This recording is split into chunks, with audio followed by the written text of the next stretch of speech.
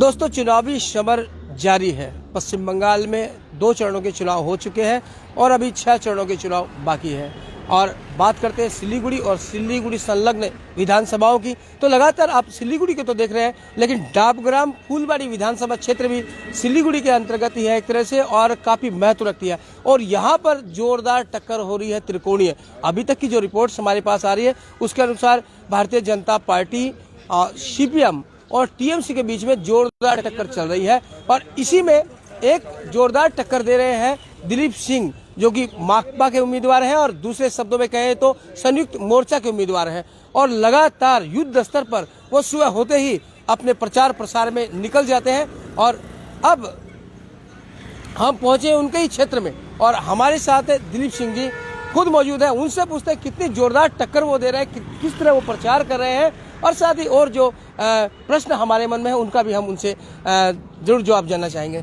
दिलीप सिंह जी, बहुत बहुत नमस्कार आपको। नमस्कार। और नमस्कार। आप सुबह से ही प्रचार प्रसार में लग जा रहे हैं। हाँ सोनी जी, एकदम सुबह पूरे जोश के साथ। क्या राज है इसका? राज कुछ नहीं, लड़ना है। और मैं ही नहीं, मेरे तमाम कार्यकर्ता, संयुक्त मोर्चा के कार्यकर्ता सुबह 7 बजे से ही प्रचार में लग जाते हैं और सारा दिन प्रचार में रहते हैं। विभिन्न ढंग का प्रचार, विभिन्न तरह का प्रचार हम लोग कर रहे हैं। और इस बार हमारी जीत, संयुक्त मोर्चे की सरकार आएगी, ये बात निश्चित है। यानी पूरे हौसले पूरे बुलंद हैं। हौसला बुलंद है और जीत भी निश्चित है, क्योंकि 10 वर्ष इस विधानसभा के लोगों ने जिनको मौका दिया था वो विफल हुए हैं, व्यर्थ हुए हैं। समस्याएं आप लगातार कोशिश जारी किए हैं। कोशिश करने वालों की ही तो जीत होती है। कहावत भी है कि कोशिश करने वालों की कभी हार नहीं होती। बिल्कुल, कोशिश जारी है और कोशिश नहीं, इस बार निश्चित जीत की ओर है हम लोग। तो एक तरफ भाजपा टक्कर दे रही है, भारत भाजपा की तरफ से शिखा चटर्जी है, और दूसरी तरफ आपके मंत्री से टक्कर हो रही है, जो पश्चिम बंगाल के मंत्री है। तो काफी जोरदार टक्कर। ऐसे में आप कहाँ पा रहे हैं आप अपने आप में? जीत मैं आगे ही बताया निश्चित है। 10 वर्ष के विधायक, यहाँ के मंत्री विफल रहे, समस्याएं ज्यों की त्यों रही, समाधान नहीं हुआ। पीने की पानी की समस्या, इस इलाके के पंचायतों को म्युनिसिपैलिटी करने की समस्या। आप देखिए, यदि हमारे इस इलाके में नए स्कूल कॉलेज हुए ही नहीं, 17 जूनियर हाई स्कूल में एक को भी हाई स्कूल नहीं कर पाए हम लोग, नए रास्ते नहीं हुए, विकास के नाम पर यहाँ कुछ हुआ ही नहीं। हम लोगों का अलग एडमिनिस्ट्रेटिव ब्लॉक होने की बात था। आज भी हम लोग अरेस्ट होते हैं, पुलिस अरेस्ट करती है, मेट्रोपॉलिटन हमें बेल लेने जाना पड़ता है जलपाईगुड़ी। अस्पताल नहीं हुए, नए कॉलेज नहीं हुए, और पट्टा, जमीन का पट्टा, इस बहुत बड़ी समस्या का आपने जिक्र किया कि आज भी यहाँ के लोगों को जलपाईगुड़ी जाना पड़ता है छोटे छोटे काम के लिए भी, जबकि हम लोग सिलीगुड़ी म्युनिसिपल कॉर्पोरेशन में है और हमें जाना पड़ता है सीधा जलपाईगुड़ी। तृणमूल कांग्रेस और उनके सरकार, विधायक जी, मंत्री साहब का आश्वासन था कि अलग एडमिनिस्ट्रेटिव ब्लॉक बनाएंगे, नहीं हुआ। इसीलिए लोग इस बार जवाब देने के लिए तैयार है। सर, आपके पीछे बहुत बड़ा ये कटआउट लगा, आपको बहुत बड़ा बोर्ड लगा, इसी में आपने लिखा हुआ है कि बंगाल ने की तैयारी है, अब जवाब देने की बारी है। तो कौन से जवाब की बात आप कर रहे हैं? जवाब मतलब लोग वंचना जो हुआ, जो वंचित हुए, जो वादे थे वो असंपूर्ण रहे, उसके खिलाफ इनकलाब होगा। इसके खिलाफ लोग जवाब देने की तैयारी में है। अच्छा, और भाजपा आप देख रहे हैं, गैस का दाम जिस तरह से बढ़ा रहा है, कौन परेशान है? रिक्शा वाला, साधारण आदमी, साधारण प्रतिष्ठान में काम करने वाले, उनकी आमदनी में बढ़ोतरी नहीं हुई, लेकिन 1 महीना में 240 रुपया रसोई गैस का दाम बढ़ गया। अब देखिए पेट्रोल डीजल का दाम, अब देखिए सरसों तेल 150 रुपया बिक रहा। क्या खाएंगे, क्या कमाएंगे, क्या रखेंगे? आखिर इसके लिए जिम्मेवार कौन है सर? राज्य सरकार या केंद्र सरकार? सीधे मोदी जी जिम्मेवार हैं इसके लिए। 2 करोड़ बेकार घर घर में बेकार पड़े हैं। मेरा लड़का बेकार पड़ा है, उनके घर में बेकारी है। सारे लड़के लड़कियां बहुत उच्च शिक्षा पाकर भी काम नहीं पा रहे हैं। इसके लिए जिम्मेवार राज्य सरकार और केंद्र सरकार। हम माँ बाप तो पढ़ाई करा देते हैं, हम माँ बाप तो बहुत मेहनत मशक्कत करके बच्चों को पढ़ा लेते हैं, लेकिन अब पढ़ाना भी कठिन हो जाएगा, क्योंकि मोदी साहब ने सरकारी जितने शिक्षा प्रतिष्ठान हैं उनका अनुदान बंद कर दिया है, कमा दिया है। जूनियर रिसर्च फेलोशिप खत्म कर दे रहा है मोदी साहब ने। कानून बना के कहा नहीं, सरकार दायित्व तो नहीं लेगी शिक्षा का, तो अब पढ़ाना भी मुश्किल होगा, नौकरी तो देंगे नहीं, नौकरी दे नहीं रहे हैं। 2 करोड़ बेकारों को नौकरी देने की बात थी, अभी 15 करोड़ के तकरीबन नए बेकार हो गए हैं देश में। आज़ादी के बाद आज पहली बार ऐसा बुरा हाल हुआ है। तिल तिल करके जवाहरलाल नेहरू के समय से शुरू हुआ हमारा संपदा निर्माण का काम। एक से एक हम लोग सरकारी प्रतिष्ठान बनाए, उसमें रेल था, उसमें भेल था, उसमें एचपीसीएल था, उसमें इंडियन ऑयल था, बैंक राष्ट्रीयकरण किया गया। आज क्या हाल है, बैंक और बीमा बिक्री कर दिया जा रहा, खरीदार 2 ही हैं, अदानी अंबानी। मोदी जी की सरकार अदानी अंबानी की सरकार हो गई है। आप सोनी जी और हमारी सरकार नहीं है। यहाँ ये जितने साधारण लोग हैं इनकी ये सरकार नहीं है। ये किसानों की विरोधी सरकार है, ये नौजवानों के विरोधी सरकार है, ये श्रमिकों की विरोधी सरकार है। देखिए देश में पेंशन एक बड़ा लोगों का सहूलियत था। पारामिलिट्री में शहीदों के नाम पर ये लोग बड़ा नारा लगाते हैं और उन पारामिलिट्री फोर्सेस का पेंशन बंद हो गया है। आप जानते हैं आईटीबीपी, बीएसएफ, सीआरपीएफ कोई पेंशन नहीं पाएगा। रिटायर होकर देश सेवा के बाद जब वो घर जाएगा तो भूखे रहेगा, ऐसी व्यवस्था मोदी जी ने किया है। क्यों लोग वोट देंगे?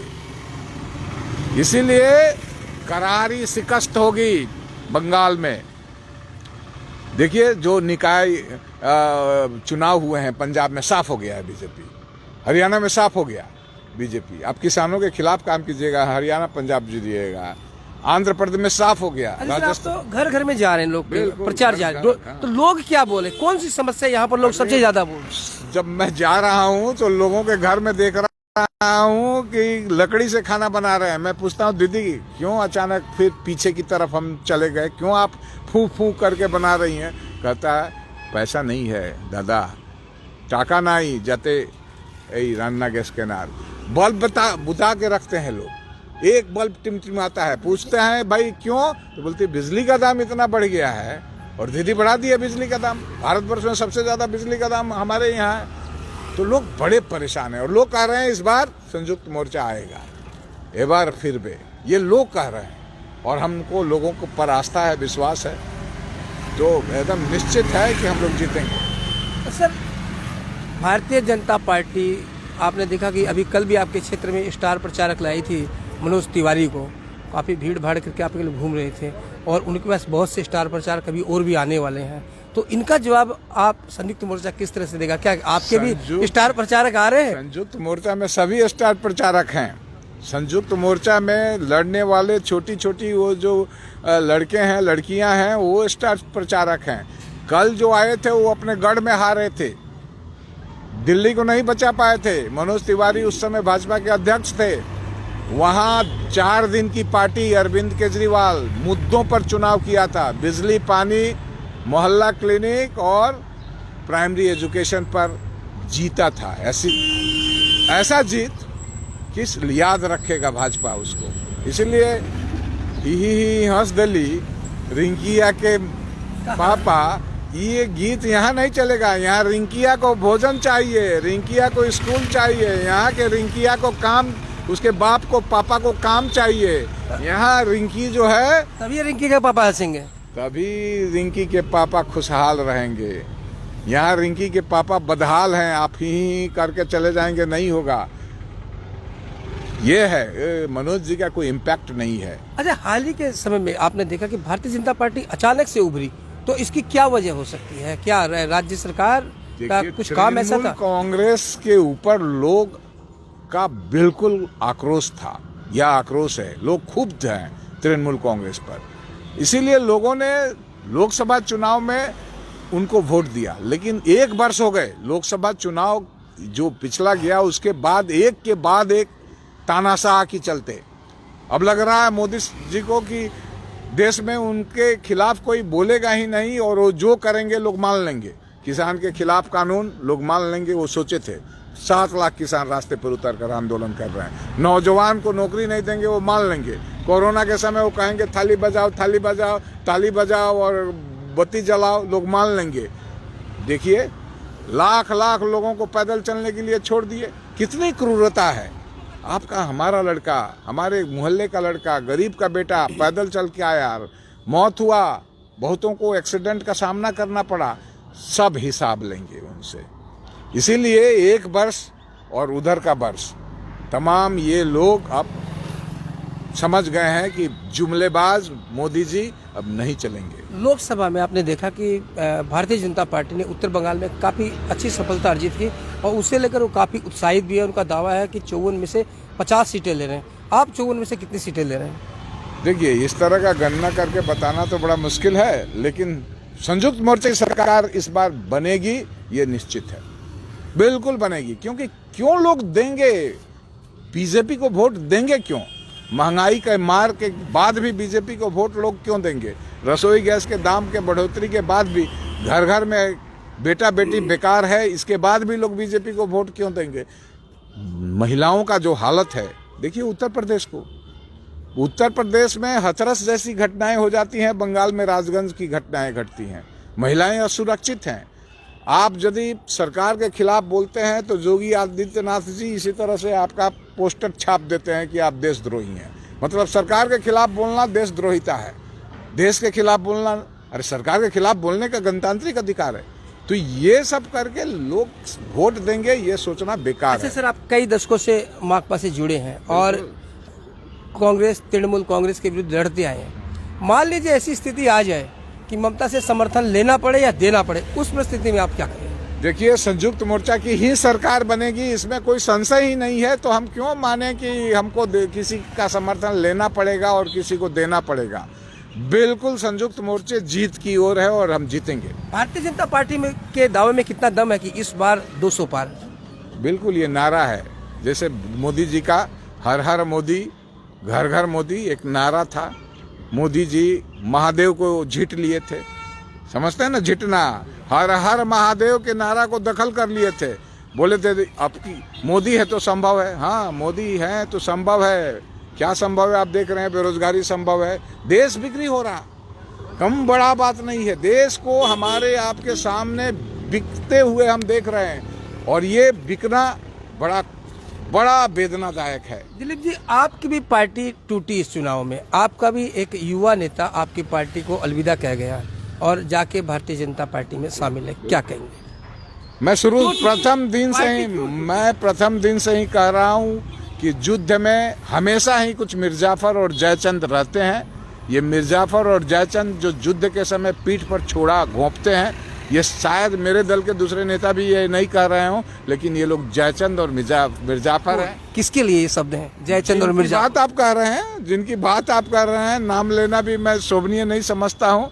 जिनकी बात कर रहे हैं, ये लोग जयचंद हैं, मिर्जाफर हैं, युद्ध के समय पीठ पर छोड़ा घोंपते हैं।